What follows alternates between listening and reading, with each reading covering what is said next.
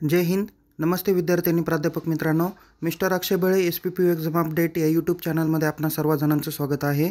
आत्ताच्या व्हिडिओमध्ये आपण MCOM part first and part second 2019 credit pattern आणि MCOM पार्ट फर्स्ट 2023 पॅटर्न तसेच GDCA आणि CHM एक्झाम 2024 या परीक्षा एकाच वेळी येत आहे. त्यामुळे विद्यार्थ्यांनी नेमकी काय करावं, कोणते पेपर द्यावे याबाबत आपण या व्हिडिओमध्ये माहिती घेणार आहोत. त्यामुळे संबंधित परीक्षा देणाऱ्या विद्यार्थ्यांनी हा व्हिडिओ शेवटपर्यंत नक्की बघा आणि यामध्ये सांगितल्या पद्धतीने आपण पुढील कारवाई केली तर आपल्याला कोणत्याही पद्धतीने नुकसान होणार नाही. त्यामुळे विद्यार्थी मित्रांनो, हा व्हिडिओ शेवटपर्यंत नक्की बघा. आवडल्यास या व्हिडिओला लाईक करा, शेअर करा. अधिक माहितीसाठी आपण आपल्या यूट्यूब चॅनलला सबस्क्राईब करायला विसरू नका. तसेच विद्यार्थी मित्रांनो, परीक्षेबाबत अद्ययावत माहितीसाठी आपण आपल्या टेलिग्राम चॅनलमध्ये सहभागी होऊ शकता. लिंक डिस्क्रिप्शन बॉक्समध्ये देण्यात आलेली आहे. तसेच बघा विद्यार्थी मित्रांनो, MCOM या परीक्षेबाबत तसेच पुणे विद्यापीठाच्या इतर परीक्षेबाबत अपडेट देण्यासाठी आपल्याकडे टेलिग्राम चॅनल आहेच. त्याचबरोबर GDCA आणि CHM एक्झाम याबाबत माहिती देणारा हा देखील चॅनल आहे. दोन्हीही टेलिग्राम चॅनलची लिंक आपल्या डिस्क्रिप्शन बॉक्समध्ये तुम्हाला इकडे बघायला भेटणार आहे. त्यामुळे विद्यार्थी मित्रांनो, निश्चित तुम्ही या दोन्ही ग्रुपला जॉईन व्हा, जेणेकरून तुम्हाला दोन्ही परीक्षेत उत्तम पद्धतीने मार्गदर्शन आणि जास्त मार्क्स हे मिळतील. चला तर मग आपण सुरुवात करूया की दोन्ही पेपर एकाच दिवशी नेमकी काय आहे ते आपण बघूया. विद्यार्थी मित्रांनो, तुम्हाला आपण ऑलरेडी एक माहिती दिलेली होती GDCAच्या एक्झामबाबत. तर तुम्हाला माहिती आहे की GDCAची परीक्षा ही शैक्षणिक वर्ष 2023-24ची परीक्षा ही 24, 25 आणि 26 मे 2024 रोजी महाराष्ट्रातील 16 परीक्षा केंद्रांवरती होणार आहे. ज्यामध्ये नगर, अकोला, अमरावती, छत्रपती संभाजीनगर, चंद्रपूर, जळगाव, कोल्हापूर, लातूर, मुंबई, नागपूर, नाशिक, पुणे, सांगली, सातारा, सोलापूर आणि ठाणे या विविध परीक्षा केंद्रावरती ही परीक्षा आयोजित करण्यात आलेली आहे. या परीक्षेचं जे काही टाइम टेबल आहे ते त्या संबंधित एजन्सीनी आपल्याला ऑलरेडी 6 महिन्यापूर्वीच काय करून दिलेलं आहे, पब्लिश करून दिलेलं आहे. यामध्ये परीक्षेचं जे काही टाइम टेबल आहे, ज्यामध्ये 24 तारखेला तुमचे 2 पेपर आहे, 25 तारखेला 2 पेपर आहे आणि 26 मेला 2 पेपर आहे. तर या पद्धतीने GDCAचं टाइम टेबल ऑलरेडी आपल्याला दिलेलं आहे. त्याचबरोबर सावित्रीबाई फुले पुणे विद्यापीठाने दिनांक 2 एप्रिल 2024 रोजी समर एक्झाम 2024चं टाइम टेबल हे जारी केलेलं आहे. त्यामध्ये MCOM पार्ट फर्स्टच्या परीक्षा कधी आहे ते आपण बघूया. बघा विद्यार्थी मित्रांनो, हे जे काही टाइम टेबल आहे ते सावित्रीबाई फुले पुणे विद्यापीठाचा MCOM पार्ट फर्स्ट 2023 क्रेडिट पॅटर्नचं आहे. ज्यामध्ये सेकंड सेमिस्टरच्या जे काही परीक्षा होणार आहे, म्हणजे जे विद्यार्थी आत्ता समर एक्झाम देणार आहे त्यामध्ये सेकंड सेमच्या जे काही परीक्षा होणार आहे त्या 18 मे 2024 पासून ते 25 मे 2024 या दरम्यान त्यांच्या परीक्षा होणार आहे. तर फर्स्ट सेमिस्टरच्या जे काही परीक्षा आहे त्या 18 मे पासून ते 27 मे 2024 पर्यंत होणार आहे. आणि यामध्येच तुम्हाला माहिती आहे की 24 आणि 25 मेचा पेपर हा ओव्हरलॅप होत आहे. म्हणजे एकाच दिवशी तुमचा GDCAचा पेपर आणि MCOMचा पेपर येत आहे. तर MCOM पार्ट सेकंड 2019 क्रेडिट पॅटर्नचे कोणते पेपर ओव्हरलॅप होतात ते आपण पाहूया. बघा विद्यार्थी मित्रांनो, इथे तुम्हाला आता second year MCOM 2019 credit pattern म्हणजे सेम 3 आणि सेम 4च्या रेग्युलर आणि बॅकलॉग परीक्षेचा टाइम टेबल इथे दिसेल. तर यांच्या देखील परीक्षा 18 मे 2024 पासून ते 24 मे 2024 पर्यंत होणार आहे. म्हणजे MCOMच्या देखील परीक्षामध्ये 24 तारखेचा जो काही पेपर आहे तो ओव्हरलॅपमध्ये येणार आहे. तर MCOM पार्ट सेकंड सेमिस्टर 4मध्ये जे विद्यार्थी आहेत तर त्यांचा काही ओव्हरलॅपचा विषय नाही, कारण त्यांना 3च विषय आहे आणि ते विषय त्यांचे 18 मे, 21 मे आणि 22 मे रोजी होणार आहे. त्यामुळे त्यांना काही प्रॉब्लेम नाही. पण एखादा विद्यार्थी आता 4th सेमला आहे आणि त्याचे 3rd सेम जर का बॅकलॉग असेल तर त्याला इथे प्रॉब्लेम येणार आहे. त्यानंतर इथे त्यांचा जर का फर्स्ट सेम, सेकंड सेम जर का बॅकलॉग असेल तर त्यामध्ये ओव्हरलॅप फक्त 25 मेच्या पेपरचा येणार आहे. ज्यामध्ये MCOM पार्ट फर्स्ट सेमिस्टर त्यांचा पेपर हा 25 मे 2024 रोजी होणार आहे. तर शेवटचा पेपर 29 मे 2024 रोजी होणार आहे.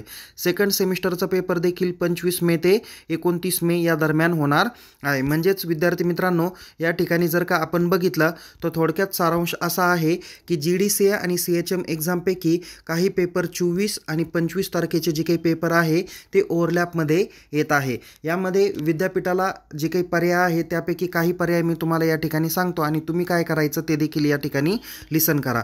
नंबर 1, विद्यापीठाकडे एक पर्याय आहे की त्यांनी 24 आणि 25 तारखेला जे काही एम.कॉम पार्ट फर्स्ट 2023 पॅटर्न आणि एम.कॉम पार्ट फर्स्ट आणि सेकंड 2019 क्रेडिट पॅटर्नचे जे काही पेपर आहे जे 24 आणि 25 मे 2024 रोजी येत आहे, तर हे पेपर त्यांनी काय करावे, पुढे ढकलण्यात यावे, म्हणजे हे पेपर पोस्टपोन करण्यात यावे. हा एक पहिला पर्याय विद्यापीठाकडे असणार आहे. दुसरा पर्याय आहे तो म्हणजे स्पेशल एक्झाम घेणं. ओके, स्पेशल एक्झाम घेणं म्हणजे विद्यापीठांनी काय केलं पाहिजे की ज्यांचे ओव्हरलॅप येत आहे स्पर्धा परीक्षामुळं किंवा अशा पद्धतीने गव्हर्नमेंट एक्झाममुळं, तर असे पेपर विद्यापीठ काय करतं, स्पेशल एक्झाम देऊन कंडक्ट करतं. पण स्पेशल एक्झाम देण्यामध्ये एक महत्त्वाचा प्रॉब्लेम असा आहे की स्पेशल एक्झाम ही फक्त ठराविक सेंटरवरतीच घेतली जाते. ज्यामध्ये एक्झाम्पल आहे की नाशिकची जी काही परीक्षा आहे म्हणजे पूर्णपणे नाशिक जिल्ह्यातील विद्यार्थी, तर यांची परीक्षा जी काही होणार आहे ती म्हणजे होत असते ती KTHM महाविद्यालयामध्ये होत असते. इकडे नगरचा जर का विचार केला तर new arts and commerce college लाल टाकीचं जे आहे अहमदनगर त्या ठिकाणी होतात किंवा अहमदनगर कॉलेज अहमदनगरला होतात. पुण्यातले काही पेपर हे कदाचित माझ्या मते सांगवीच्या महाविद्यालयात होतात किंवा व्हॉट एव्हर एखादं महाविद्यालय त्या ठिकाणी होतील. म्हणजे महत्त्वाचं सांगायचं काय आहे की यामध्ये आता 2 पेपर काय होणार आहे, ओव्हरलॅप होणार आहे. म्हणजे या 2 पेपरसाठी विद्यार्थ्यांना जर का त्या महाविद्यालयात जाऊन पेपर द्यावा लागणार असं यामध्ये विद्यार्थ्यांवर थोडक्यात अन्याय होण्यासारखं आहे. ते कसं काय, तर नंबर 1, एखादा विद्यार्थी एक्झाम्पल आहे येवल्याला तो शिकतोय आणि त्याला त्यांनी स्पेशल एक्झाम म्हणजे हे दोन्ही पेपर एकाच मुळे आल्यामुळे त्याला स्पेशल एक्झामला त्यांनी जर का अर्ज केला तर त्याला हे दोन्ही पेपर द्यायला कुठे जावं लागेल, KTHM कॉलेज नाशिकला जावं लागेल. येवला ते नाशिक जर का अंतर पाहिलं तर ते 70 ते 80 किलोमीटरचं अंतर आहे. म्हणजे हे अंतर जायला विद्यार्थ्यांना काय करावं लागेल, त्याला 150 रुपये जायला, 150 रुपये यायला, हे झाले 300 रुपये वन टाईम खर्च. परत त्याला दुसऱ्या दिवशी जायचं आहे, म्हणजे खर्च पण होणार आणि नाहक काय होणार आहे त्या विद्यार्थ्याला त्या महाविद्यालयाकडे जावं लागेल आणि तिथे जाऊन परीक्षा द्यावी लागेल. बट हे करून काय प्रॉब्लेम होणार आहे की कदाचित असं होतं की रेग्युलर विद्यार्थ्यांचा जो काही निकाल आहे तो लागला जातो आणि स्पेशल एक्झाममध्ये जे विद्यार्थी पासआउट होतात तर त्यांच्या निकालामध्ये काय होतं की इथे ॲब्सेंट रिपोर्ट येतो. ओके, मग परत त्यांचा निकाल चेंज करा, परत अपडेट करा किंवा हाय त्या एक्झामचा रिझल्ट अपडेट करायला परत थोडासा वेळ विद्यापीठाकडून लागतो. असे काही टेक्निकल प्रॉब्लेम्स आहे.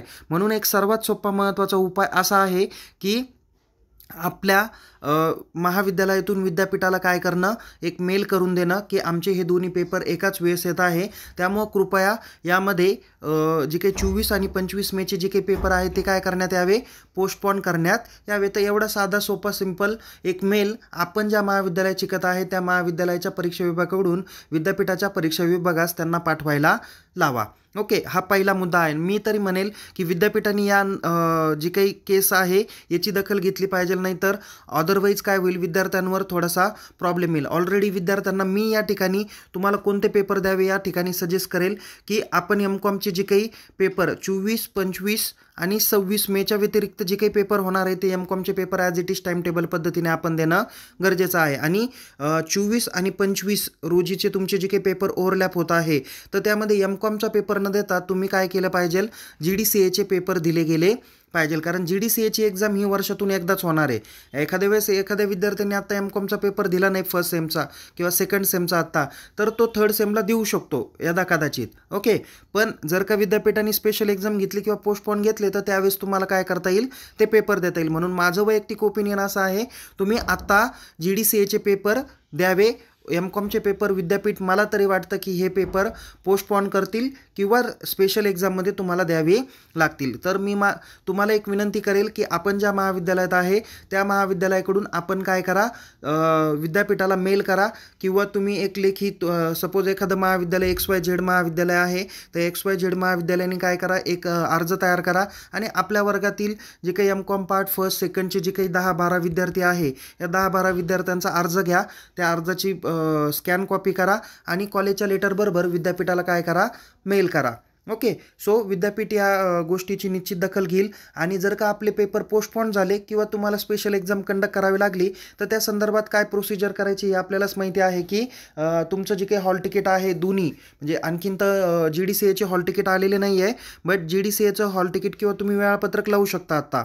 सो किंवा तुम्ही परीक्षा फॉर्म भरल्याचं जो काही ॲप्लिकेशन्स आहे ते ॲप्लिकेशन्स आणि त्याचं जे काही परीक्षा वेळापत्रक आहे हे दोन्ही डॉक्युमेंट्स तुम्ही तुमच्या महाविद्यालयाकडे देऊ शकता आणि एम.कॉमचं टाईम टेबल हे पण त्याला अटॅच करा, त्याला हायलाईट करा की आमच्या सदर महाविद्यालयातील या विद्यार्थ्यांचा दोन्ही पेपर एकाच टायमिंगला येत आहे, त्यामुळं की त्यांचे एम.कॉमचे पेपर ॲटलिस्ट त्या दिवसाचे तरी पेपर काय करणं पाहिजे, पोस्टपोन केले पाहिजे. म्हणूनच मी म्हणेल तुम्हाला एम.कॉमचे जे काही बाकीचे पेपर आहे एक्सेप्ट 24 आणि 25 तारखेचे सोडून ते सर्व पेपर विद्यार्थ्यांनी द्यावे आणि 24, 25, 26ला विद्यार्थ्यांनी काय केलं पाहिजे, 24, 25 आणि 26 मेला विद्यार्थ्यांनी GDCAचे पेपर दिले पाहिजे. ओके, सो या पद्धतीने तुम्हाला आता निश्चित समजलं असेल की तुम्हाला पुढे काय कारवाई करायची.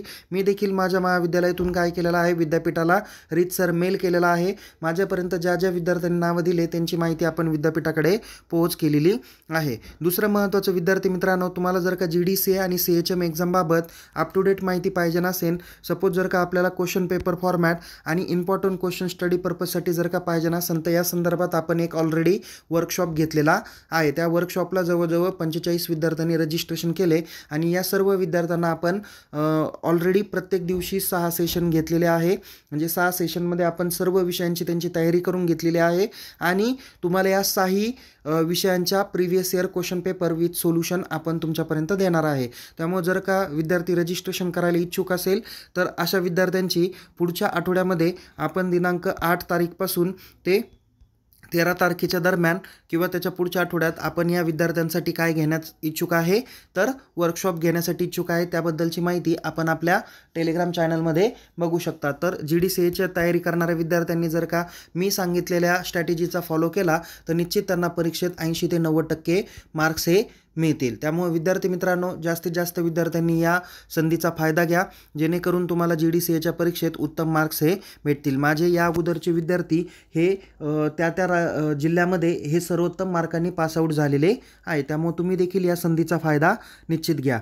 सो विद्यार्थी मित्रांनो, नवीन अपडेटसाठी आपण आपल्या यूट्यूब चॅनलला सबस्क्राईब करा आणि टेलिग्राम चॅनलमध्ये सहभागी व्हा. दोन्हीही टेलिग्राम चॅनलची लिंक डिस्क्रिप्शन बॉक्समध्ये दिलेली आहे. त्यामुळे आपण निश्चित या टेलिग्राम चॅनलमध्ये सहभागी व्हा आणि यामध्ये दिलेल्या मेसेज काळजीपूर्वक रीड करा. सो पुन्हा भेटूया एका नवीन विषयासह, नवीन व्हिडिओसह. तोपर्यंत तुम्हाला येणाऱ्या दोन्ही परीक्षेसाठी खूप खूप शुभेच्छा. Take care. जय हिंद. धन्यवाद.